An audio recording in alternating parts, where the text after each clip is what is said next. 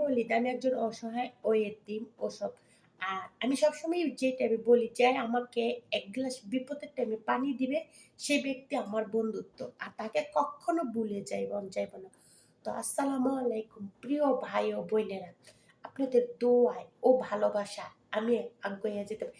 এই যে আপনারা আমাকে ভালোবাসা দিচ্ছেন, এইজন্য আপনাদের প্রতি আমি অনেক কিছু যা আমার জীবনের গল্পগুলো একটু একটু করে আপনারা তুলে ধরবো, ঠিক আছে? আপনাদের সাথে যদি শেয়ার না করি তাহলে করব কার কাছে বলেন? আমার জীবনের গল্প যেমন আমি পৃথিবীতে থেকে সব হারাইছি, এখন হারানোর ভয় কিচ্ছু পাই না, ঠিক আছে? মানুষকে আমি যদি কাউকে বিশ্বাস করি তাহলে সে মানুষটা আমাকে ঠকাইতে পারবো, আর আমি যদি কাউকে বিশ্বাস না করি তাহলে ওই মানুষটা আমাকে ঠকাইতে কখনো পারবো না। কেন পারবো না?